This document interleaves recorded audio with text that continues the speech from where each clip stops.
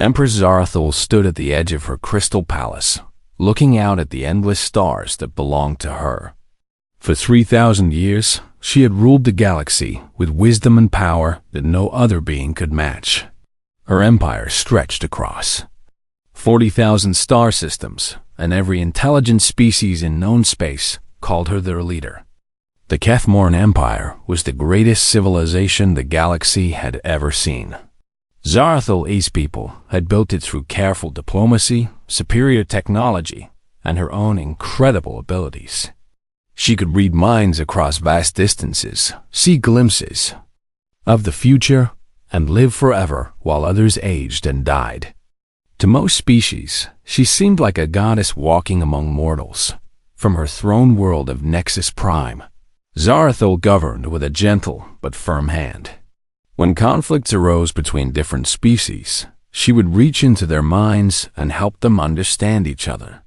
When pirates threatened trade routes, her fleets would appear as if by magic to restore order. When new technologies were discovered, her scientists would improve them and share the benefits with everyone. The galaxy had known peace for longer than most civilizations had existed. The great wars that once raged between star systems were now just stories told by old historians. Children grew up never knowing the fear of invasion or the hunger that came with failed harvests.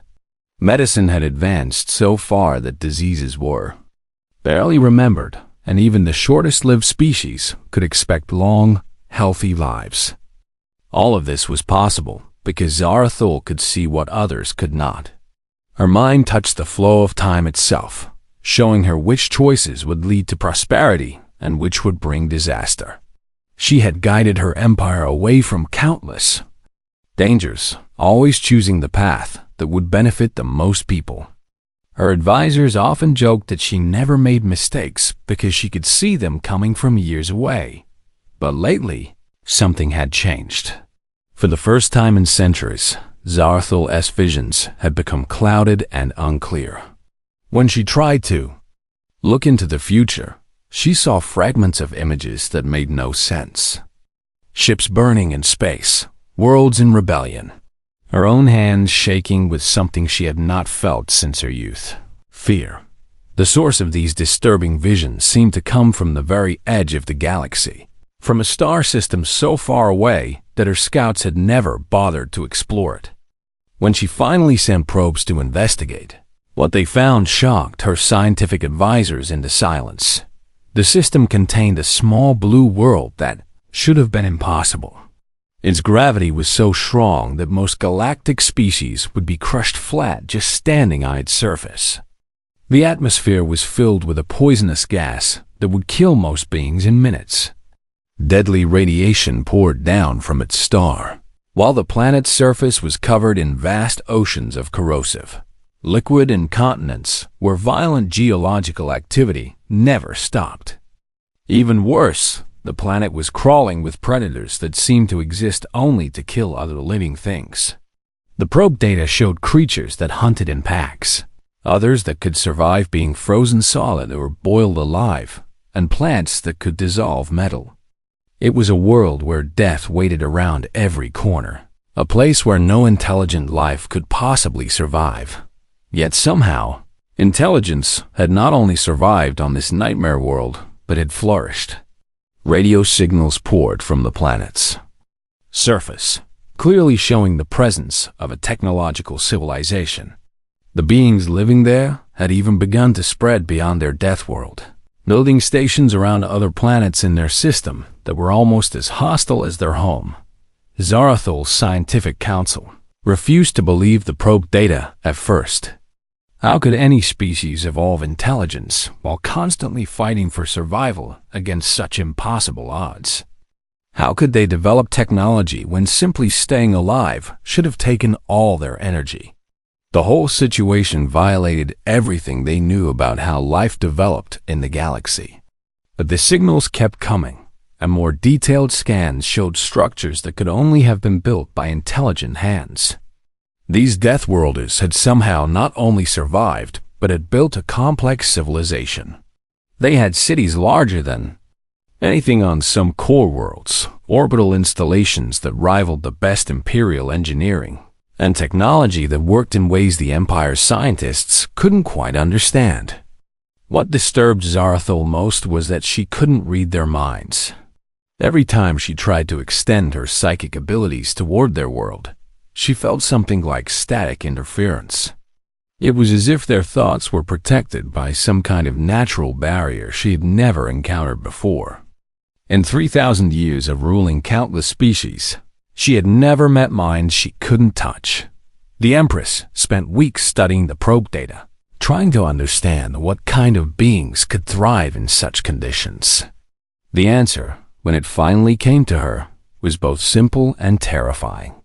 These creatures hadn't survived their death world despite its dangers. They had survived because of them. Every challenge that should have killed them had instead made them stronger, more adaptable, more determined to live. As she watched the data streams from their world, Zarathul began to see patterns that chilled her. These Deathworlders didn't just endure hardship. They seemed to seek it out. They deliberately put themselves in dangerous situations, pushing their technology and themselves to the breaking point just to see what would happen. They had turned survival itself into a form of art. For the first time in 3 millennia, Empress Zarathul felt uncertainty creeping into her thoughts. These beings represented something entirely new in her experience, a species that might not welcome her protection, that might not see her empire as the gift she had always believed it to be. They had built their own civilization without her guidance, in conditions that would have destroyed any of her subject species. But she was still the Empress of the galaxy, and her responsibility was to bring all intelligent life under her protection. These Deathworlders, whatever they were, would need to be contacted and integrated into the Empire. For their own good, and for the stability of galactic civilization. She would approach them as she had approached all the others, with offers of friendship, protection, and advancement beyond their wildest dreams. Surely, once they understood what she could offer them, they would gladly join the great community of galactic species. After all, she had never failed to bring a new species into the fold. These Deathworlders would be no different. High Chancellor Vextar adjusted his ceremonial robes as his ship dropped out of hyperspace at the edge of the unknown system. The Harmony's voice was the Empire's finest diplomatic vessel, equipped with translation matrices, cultural databases, and enough firepower to destroy a small moon. In his 2 centuries of service, Vextar had never failed to bring a new species peacefully into the fold. The blue world hung before them like a jewel. Though the Chancellor's instruments warned him, it was more like a poison-soaked trap. How anything intelligent had evolved, there was beyond his understanding. But the Empress had given him clear instructions: make contact, demonstrate the Empire's superiority, and secure their submission through the usual means. Vextar opened communications on all frequencies, broadcasting the standard greeting in the mathematical language that all spacefaring species eventually discovered. To his surprise, a response came within hours. The Deathworlders not only understood mathematics, but had somehow decoded his ship's communications protocol faster than any species on record. Unknown vessel. This is Houston Control, came the reply in surprisingly clear basic galactic. Please identify yourself and state your intentions in this system. The Chancellor blinked. They spoke basic galactic? That was impossible. The language had been developed by the Empire's linguists specifically for interspecies communication. How had these isolated beings learned it? Greetings, Vextar replied, following the script that had worked on every world he had ever visited. I am High Chancellor Vextar of the Kethmoran Empire. Speaking for Her Imperial Majesty Empress Zarathul, ruler of the galaxy and protector of all intelligent life. We come in peace to welcome your species into the great community of galactic civilization. There was a long pause. Then, Roger that, Chancellor. We appreciate the contact. Could you provide some documentation about your government structure, territorial claims, and legal framework? We'd also like to schedule meetings with your diplomatic staff and cultural attaches. Vextar stared at his communication officer. In his entire career, no species had ever asked for documentation. They usually wanted to know about the Empire's technology, or its military power, or how quickly they could receive aid for their various problems. They certainly never asked about legal frameworks. Yes, of course, Vextar stammered. But perhaps we should begin with a demonstration of what the Empire can offer your people. May we approach your world to establish a more formal diplomatic presence? Certainly, but we'll need to clear that through several channels first. Which governments were you planning to negotiate with? We have about 200 sovereign nations down here, plus various international organizations and treaty groups. The Chancellor's head began to hurt. 200 governments? How did anything get decided with 200 different rulers, all trying to lead the same species? It was chaos. It was inefficient. It was impossible. Perhaps, Vextar said carefully, we could speak with your primary leader, the individual who speaks for your species as a whole. Another pause. Then something that sounded almost like laughter came through the cum. Well, that's going to be tricky. We don't really work that way. Tell you what, why don't you send down a shuttle to the United Nations headquarters in New York? They're probably your best bet for coordinating this kind of thing, though they'll want to involve the major powers and regional blocs pretty quickly. The United Nations? Major powers? Regional blocs? Vextar's cultural training had covered thousands of different government types, from hive minds to warrior castes to absolute monarchies, but this was something entirely new. How did a species coordinate anything with so many separate leadership structures? Against his better judgment, Vextar agreed to send down a shuttle. The Deathworlders provided landing coordinates and assured him that diplomatic immunity would be respected. They also warned him that the local atmosphere was a bit thick and suggested he bring environmental suits rated for high pressure. When the shuttle landed in the city they called New York, Vextar got his first real look at Deathworlder society. The place was chaos made visible. Millions of beings moved through structures that reached toward the sky like metal forests. Vehicles flowed through organized patterns that somehow avoided constant collisions. The noise alone would have driven most galactic species to madness within hours. Yet somehow, it all worked. The beings called humans moved through their urban maze with casual efficiency, managing complexity that would have required a small army of imperial administrators to coordinate. They had built a functioning civilization in conditions that challenged every assumption about how societies developed. The diplomatic meeting was even more confusing than the city. Instead of a single leader, Vextar found himself facing representatives from dozens of different nations. They asked questions he had never heard before. What were the tax rates for imperial member species? How were individual rights protected under galactic law? What happened to local governments when a world joined the Empire? Could member species withdraw if they chose to? When Vextar explained that the Empire provided protection, technology, and guidance in exchange for loyalty to the Empress, the humans exchanged glances that he couldn't interpret. One of them, a female with graying hair, asked a question that left him speechless. What if we don't want protection? Everyone wants protection, Vextar replied automatically. The galaxy is full of dangers. Pirates, hostile aliens, natural disasters, economic collapse. The Empire shields its members from all of these threats. But what if we prefer to handle those challenges ourselves? Another human asked. What if we think the experience of dealing with problems makes us stronger rather than weaker? Vextar tried to explain that this was impossible, that no species can handle galactic-level threats without Imperial support. The humans listened politely, took notes, and asked more questions that made even less sense. They wanted to know about the Empire's judicial system, its trade policies, and something called representative democracy that they seemed to think was important. After hours of fruitless discussion, Vexstar decided to try a different approach. He activated his ship's holographic projectors and showed the humans images of Imperial technology, cities that floated in space, ships that could travel between stars in days, medical devices that could cure any disease. Surely this would impress them enough to reconsider.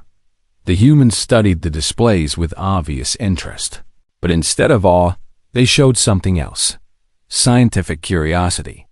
They asked technical questions about power sources, manufacturing processes, and resource requirements. They seemed more interested in understanding how the technology worked than in acquiring it for themselves. Finally, growing frustrated, Vexstar decided to demonstrate the Empire's power more directly. He sent a mild psychic suggestion to the human representatives, the kind of gentle mental nudge that helped other species see reason. He projected thoughts of peace, security, and the benefits of Imperial membership. The humans blinked, looked around the room, and one of them asked, "Did anyone else feel that? Like someone walking over your grave?" Vexstar tried again, pushing harder this time. The humans showed mild discomfort, but no sign of mental influence. Their thoughts remained chaotic, uncontrolled, and completely resistant to his suggestions. It was like trying to catch smoke with his bare hands. "Chancellor," the gray-haired woman said, "I think we need to take a break. We'll need time to consult with our respective governments about your proposals. Perhaps we could establish formal embassies and continue these discussions over the coming months." Months? Vexstar had never needed more than a few days to secure a new species submission. But these humans seemed to think that major decisions should take time, should involve multiple levels of discussion, and should somehow include the opinions of ordinary citizens rather than just their leaders. As his shuttle lifted off from the Death World, Vexstar composed his report to the Empress. For the first time in his career, he had to admit failure. The Deathworlders had not only refused Imperial protection, but had seemed genuinely confused by the very concept. They wanted to remain independent, to face the galaxy's dangers on their own terms. Worse, they had proven immune to psychic influence.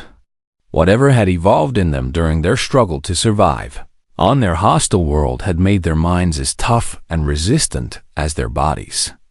They would not be guided, would not be controlled, and would not accept the Empress's protection. Vexstar suspected this would not be the end of the matter. The Empress did not accept failure easily, and she had never encountered a species that refused to join her empire. These humans might think they wanted independence, but they had no idea what forces they were challenging. The galaxy had been peaceful under the Empress's rule precisely because all intelligent species recognized her authority. These Deathworlders threatened to upset that balance, whether they realized it or not. Empress Zerathal stood on the bridge of her flagship, the Eternal Dominion, as it emerged from hyperspace at the edge of the Sol system. Behind her followed a modest fleet of 100 ships, enough firepower to level continents, but small enough to appear non-threatening. She had come to personally resolve this unusual situation with the Deathworlders. Her scientific advisors crowded around sensor displays, their faces growing pale as data streamed in from the system. What they found defied everything they knew about how species should develop. "Your Majesty," Chief Scientist Colton reported, his voice shaking slightly. "The readings from their homeworld are disturbing. Gravity is 1.6 times galactic standard. The atmospheric pressure would crush most of our species. The oxygen levels are so high they're practically toxic, and there are trace elements in the air that would be lethal to breathe." "Go on," Zerathal said calmly, though inwardly she was amazed. How had evolution produced intelligence under such harsh conditions? The surface temperature varies wildly across the planet, from regions cold enough to freeze most biological processes to areas hot enough to cook proteins. Their oceans contain enough dissolved minerals to poison most known life forms. And the radiation levels. Colfin paused, double-checking his instruments. Your Majesty, their star bombards the planet with radiation that would sterilize most worlds. Yet these beings seem to use it as an energy source. But the strangest discovery was that the humans hadn't just survived on their death world. They had spread throughout their entire system. Mining stations operated in asteroid belts that would crush normal ships. Research facilities floated in the radiation-soaked atmosphere of their gas giants. Most impossibly, they had built colonies on worlds with no atmosphere at all, surviving in environments that were essentially open space. How many are there? Zarathul asked. Approximately 8 billion on the homeworld alone, Your Majesty, with several million more scattered across their system. They've been spacefaring for less than a century, yet they've already begun terraforming operations on multiple worlds. The Empress absorbed this information in silence. 8 billion individuals living on a world that should have supported perhaps a few million at most, if any at all. And they had accomplished spaceflight not through gifts from a superior civilization, but through their own determination and ingenuity. When the human delegation arrived aboard the Eternal Dominion for formal negotiations, Zarathul got her first direct look at the Deathworlders. They moved through the ship's corridors with a casual confidence that surprised her. Most species showed at least some nervousness when visiting an Imperial vessel for the first time. These humans seemed genuinely curious about everything they saw, asking technical questions about the ship's systems and taking notes on their primitive electronic devices. The delegation itself was another puzzle. Instead of a single leader, they had sent representatives from different regions of their world, along with scientists, military officers, and individuals whose roles she couldn't identify. They introduced themselves with complex titles that seemed to indicate overlapping spheres of authority rather than clear hierarchical relationships. Your Imperial Majesty, said the lead human, a tall male with dark skin and intelligent eyes. I'm Secretary General Chun of the United Nations. We appreciate this opportunity to meet with you directly. Your Chancellor Vextar explained some of the benefits of joining your empire, but we have several questions about the specific terms. Terms? No species had ever asked about terms before. They usually begged for protection or offered immediate submission in exchange for Imperial technology. There are no terms to negotiate, Zarathul explained patiently. The Empire offers protection, advancement, and prosperity to all species. In exchange, you acknowledge Imperial authority and contribute to the common good of galactic civilization. A female human with short blonde hair leaned forward. But what if our contribution to galactic civilization is maintaining our independence? What if diversity of government and culture makes the galaxy stronger rather than weaker? For 3,000 years, Zarathul had guided species toward unity and cooperation through her psychic abilities. Conflicts arose from misunderstanding, and misunderstanding could be eliminated by sharing thoughts and emotions directly. She had created galactic peace by helping everyone see through each other's perspectives. Now, for the first time, she decided to demonstrate this gift directly to the humans. Gently, carefully, she extended her consciousness toward the delegation, intending to share with them a vision of imperial prosperity and the joy of unified purpose. The psychic contact failed completely. It was like trying to grasp water with her bare hands. The human's thoughts slipped away from her mental touch, chaotic and unpredictable. Worse, when she tried to push harder, she felt something push back. Not organized resistance, but a kind of wild, untamable energy that refused to be controlled. Are you feeling all right, Your Majesty? Secretary General Chun asked with what seemed like genuine concern. You look like you might be having a headache. A headache, She was an immortal being with godlike psychic powers, and these primitives were asking if she had a headache. The situation would have been funny if it weren't so unsettling. "I am perfectly well," she said, though privately she was shaken. "Perhaps we should discuss what the Empire can offer your people. Our medical technology could extend your lifespans indefinitely. Our agricultural systems could eliminate hunger from your world.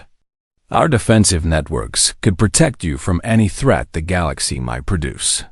The humans exchanged glances that somehow conveyed entire conversations. It was another thing that disturbed Zarathul, their ability to communicate without words, without psychic contact, through nothing more than facial expressions and body language.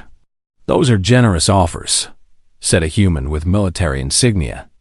"But we've found that solving our own problems tends to make us stronger. We've survived ice ages, plagues, world wars, and natural disasters by adapting and innovating. Each challenge we overcome teaches us something new about what we're capable of. But why struggle unnecessarily?" Zarathul asked. "Why choose hardship when comfort is available?" "Because," said the blonde woman, "struggle isn't necessarily a bad thing. It's what made us who we are. Remove all the challenges from life, and you remove the opportunity for growth." This was a completely alien philosophy to the Empress. Her empire was built on the principle that intelligent beings should be protected from hardship, guided away from danger, and provided with everything they needed to live peaceful, productive lives. These humans seemed to think that danger and hardship were somehow beneficial as the negotiations continued. Zarathul began to understand that the humans weren't just refusing her protection. They were questioning the entire foundation of her empire. They wanted to know why species needed to be ruled by a single authority. They asked whether peace maintained through control was really peace at all. They suggested that conflict, when managed properly, could lead to innovation and progress that benefited everyone. Most disturbing of all, they seemed to have built their own version of galactic civilization without any central authority.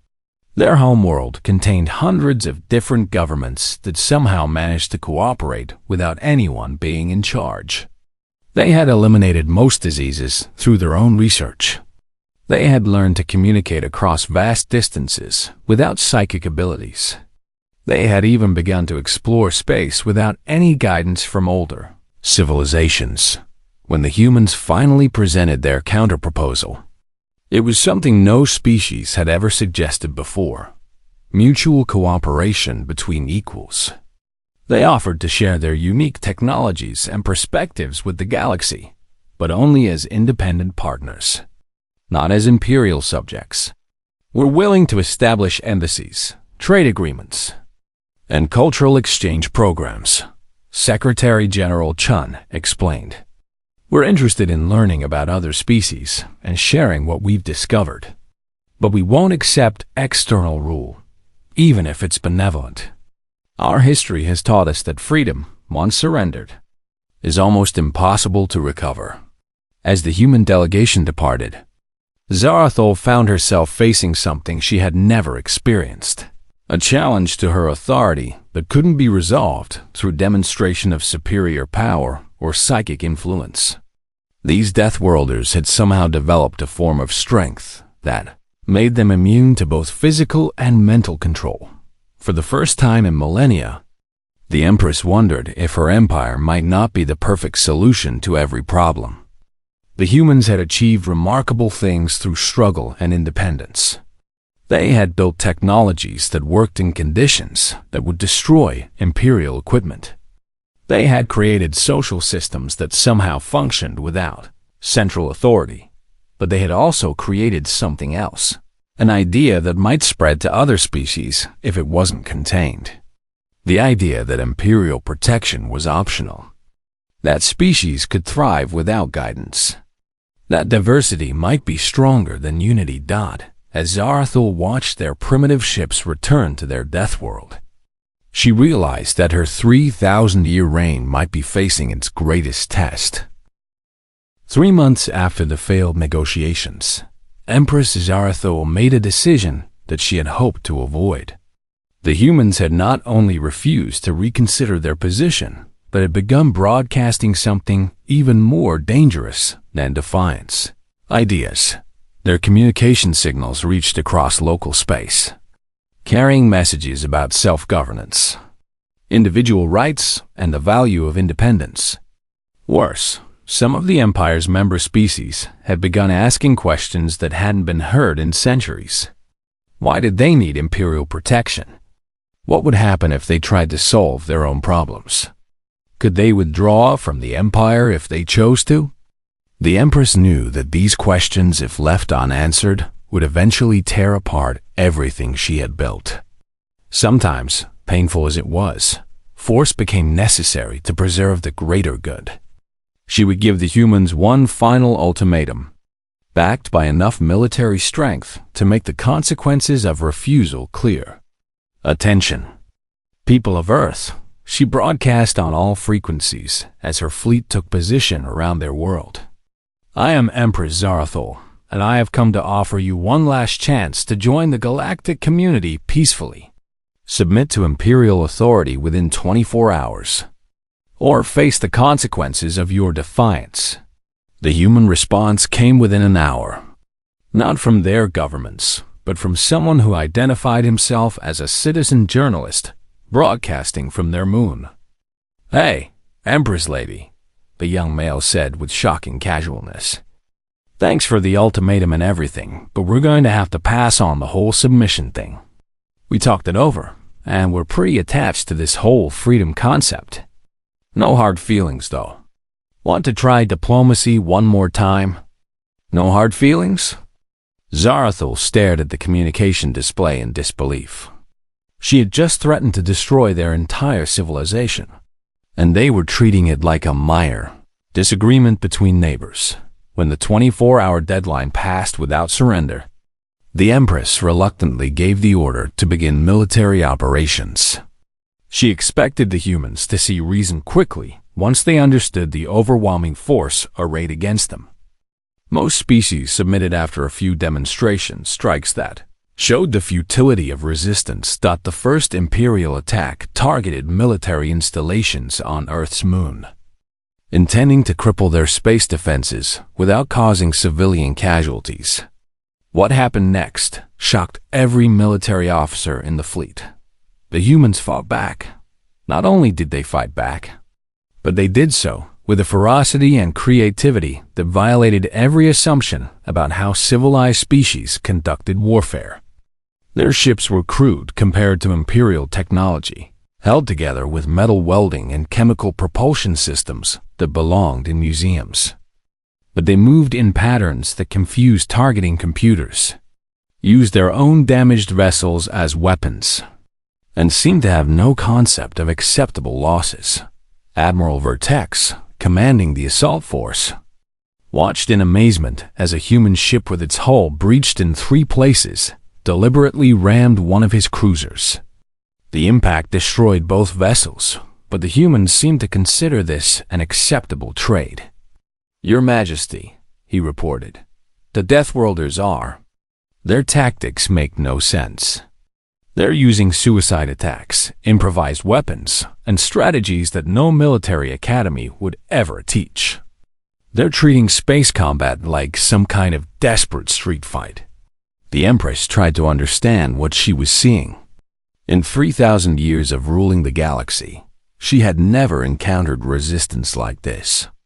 When civilized species fought, they followed recognized rules that minimized casualties and respected the inevitability of superior force. These humans seemed to think that any tactic was acceptable if it gave them even a small chance of victory. Worse, their primitive equipment was somehow more effective than it should have been. Their ships were designed to operate in the hellish environment of their own system, which meant they could function in battle conditions that would disable Imperial vessels. When their hulls were breached, they sealed the damage with materials that hardened in vacuum. When their weapons were destroyed, they improvised new ones from ship components. The humans also showed a disturbing willingness to accept catastrophic losses in exchange for minor tactical advantages. They would sacrifice entire squadrons to damage a single Imperial ship, treating their own lives as just another resource to be expended for strategic gain. Admiral Zarathul commanded, "Increase the scale of operations. Show them the full might of the Imperial fleet." But as the conflict escalated, something unexpected began to happen throughout the Empire. News of the human resistance spread faster than Imperial censors could contain it. For the first time in millennia, member species were witnessing a successful challenge to Imperial authority, and they began to ask dangerous questions. On the mining world of Kethva, workers organized what they called a strike, refusing to report for duty until their working conditions were improved. On the agricultural planet of Yilmar, farmers demanded the right to choose what crops they would grow, rather than following Imperial agricultural plans. On dozens of worlds, beings who had never questioned Imperial rule began to wonder if there might be alternatives. The humans, somehow aware of these developments, began broadcasting messages directly to the rebellious worlds. They shared technical information about organizing resistance movements, provided encouragement to beings who felt powerless against Imperial authority, and most dangerously, offered proof that even the Empress could be defied. People of the galaxy, came a transmission from Earth as Imperial forces bombarded human military bases. You don't have to accept rule by others just because they're stronger than you are. Freedom isn't given by those in power. It's taken by those brave enough to demand it. We're not fighting just for Earth. We're fighting for the right of every species to choose its own path. Admiral Vertex reported that the humans had somehow turned their entire solar system into a fortress. Mining stations had become weapons platforms. Civilian ships had been converted into improvised warships. Even their orbital habitats were fighting back, using industrial equipment as weapons against Imperial forces. Most unsettling of all, they seemed to be learning from each engagement, adapting their tactics faster than Imperial strategists could counter them. Their ship designs evolved in real time, incorporating lessons from each battle into new configurations that exploited weaknesses in Imperial technology. Your Majesty, Admiral Vertex reported during one particularly frustrating engagement. They're not fighting like any civilized species. They're fighting like the predators from their own world. They seem to enjoy the challenge of facing superior odds. The Empress watched the tactical displays with growing unease. What had begun as a simple police action to restore order had become something else entirely. The humans weren't just resisting Imperial rule. They were demonstrating that such resistance was possible. Every day they continued to fight was another day that other species could see Imperial power being challenged. More disturbing reports arrived from across the Empire. On 17 different worlds, local populations had begun organizing what they called freedom movements, using tactics they had learned from intercepted human transmissions. Imperial governors found themselves facing the first organized resistance in centuries, and many seemed unsure how to respond. The problem wasn't that the rebels were militarily powerful. The Empire could crush any conventional uprising. The problem was that the humans had introduced a new idea into galactic civilization, the concept that legitimate authority required the consent of the governed. For 3,000 years, the Empress had maintained peace through the simple expedient of making resistance seem impossible. The humans had proven that even impossible resistance could succeed if the people attempting it were willing to pay any price for freedom. As reports of spreading unrest reached Nexus Prime, Zarathul realized that she faced a choice she had never wanted to make. She could escalate the conflict with Earth until the planet was reduced to radioactive dust, demonstrating to the galaxy what happened to those who defied Imperial rule. Or she could accept the possibility that her empire might need to change in ways she had never imagined. The humans had done something no enemy had ever accomplished. They had made her question whether absolute power was worth the price required to maintain it. Every day, the war continued. More imperial citizens began to wonder if their empress was truly as wise and benevolent as they had always believed. For the first time in her immortal life, Zarathil wondered if she might lose more than just a battle. She might lose the unquestioning loyalty that had made her empire possible in the first place. 6 months of war had changed everything. What began as a simple police action had become a galactic crisis that threatened the very foundations of the Kethmoran Empire. Rebellion burned on 47 worlds, and more systems declared independence each week. The humans had done something impossible. They had shown the galaxy that the Empress could be defied. Zarathil stood alone in her private chambers, staring at reports that would have been unthinkable a year ago. The Shenter Confederacy had withdrawn from the Empire entirely, claiming the right to govern themselves.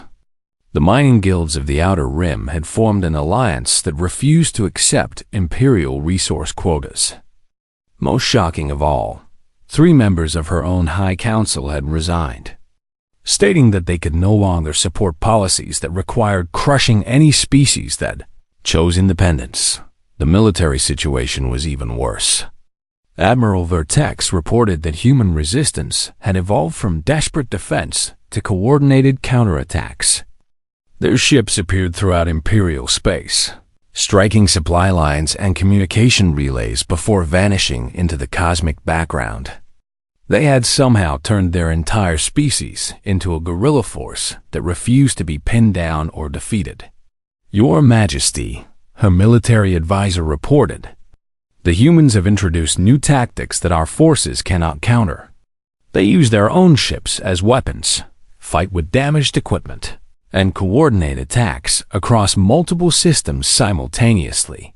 They seem to view warfare as a learning experience rather than a contest to be won or lost.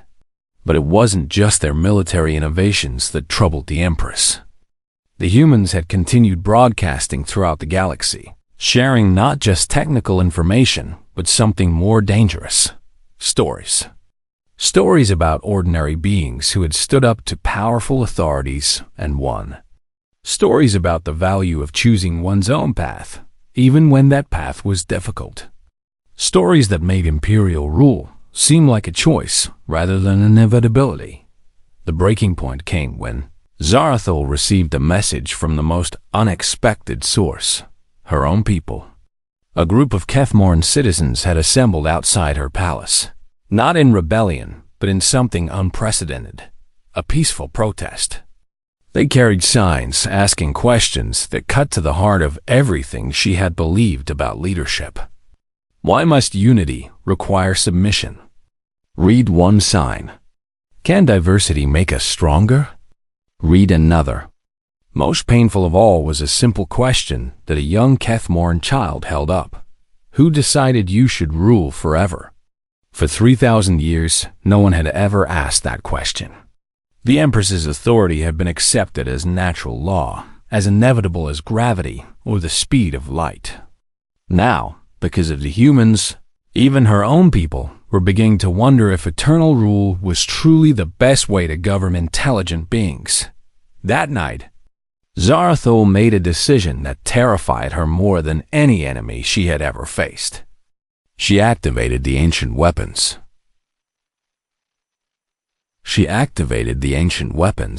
Planet-killing devices left over from the wars that had ravaged the galaxy before her empire brought peace.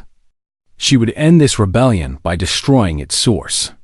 Earth would become a warning to any species that thought they could choose independence over imperial protection. As the massive weapon platforms moved toward Earth, Zarathil expected the humans to finally surrender. Faced with absolute annihilation, surely they would see reason and accept imperial rule. Instead, the human response came from an unexpected source: her own fleet. Captain Dalwyn of the Imperial cruiser Eternal Justice opened a channel to the flagship. "Your Majesty," he said, his voice heavy with regret. "I cannot follow this order.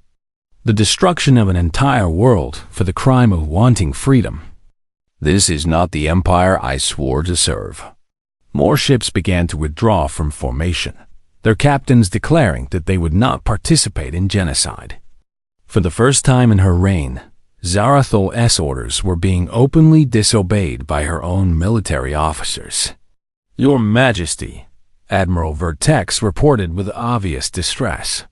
"Approximately 30% of our fleet has withdrawn from the operation. They're requesting permission to return to base, rather than participate in planetary destruction."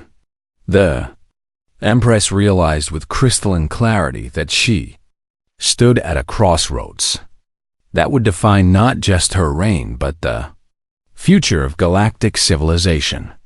She could force her remaining loyal ships to carry out the attack, demonstrating that defiance would be met with extinction.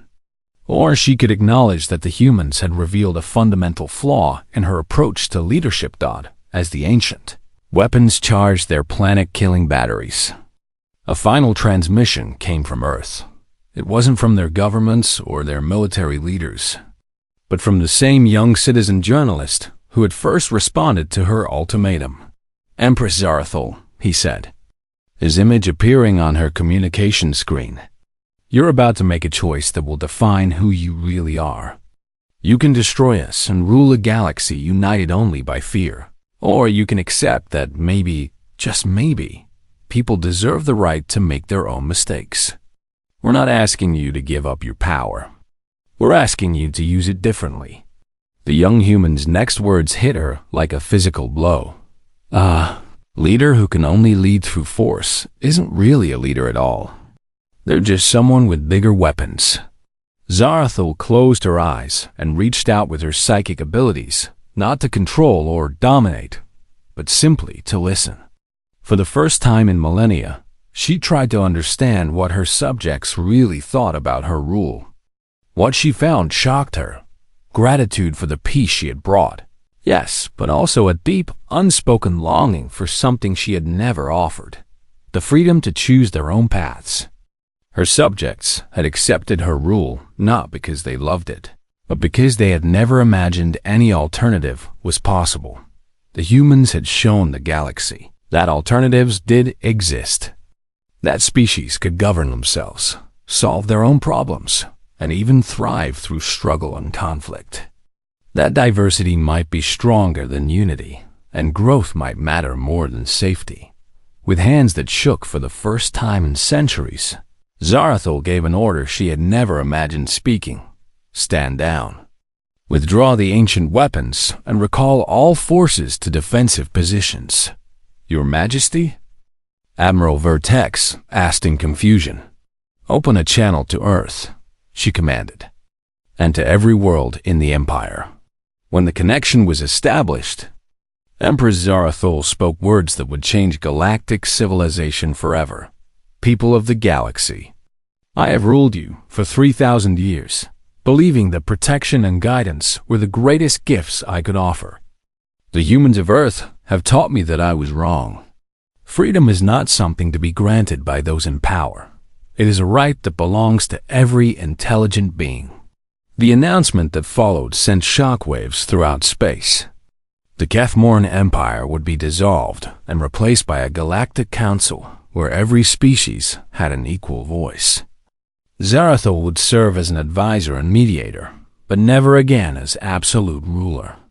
Each world would have the right to choose its own government, its own laws, and its own path to the future, though not every species chose independence.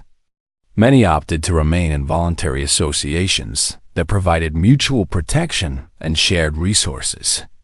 But they did so by choice rather than imperial decree, which made all the difference. The humans, true to their nature, volunteered to help establish the new galactic government. They shared their experience with democratic institutions, conflict resolution, and the delicate balance between individual freedom and collective responsibility. They also volunteered for the most dangerous assignments, exploring unknown regions of space, making contact with hostile species, and tackling problems that other civilizations considered too risky. Years later, as Zarathul watched human ships launch toward unexplored areas of the galaxy, she reflected on the lessons she had learned. The Deathworlders hadn't just brought military resistance to her empire. They had brought something far more powerful. The idea that intelligent beings could grow stronger through challenge rather than weaker through protection. The galaxy was messier now, more chaotic, and certainly more dangerous. But it was also more vibrant, more innovative, and more alive than it had ever been under her absolute rule. Species that had stagnated for millennia began developing new technologies, exploring new ideas, and taking risks that sometimes failed spectacularly, but sometimes led to breakthroughs no one had imagined. The humans had been right about something else too. Struggle did make people stronger. The species that chose to face challenges, rather than accept protection, often surprised themselves with what they could accomplish. As she prepared for another council session where she would offer advice rather than commands, Zarathul smiled, something she had not done in centuries. The humans had given her something she hadn't even known she was missing. The chance to see what intelligent life could become when it was free to choose its own destiny. The galaxy would never be the same. And that was exactly as it should be.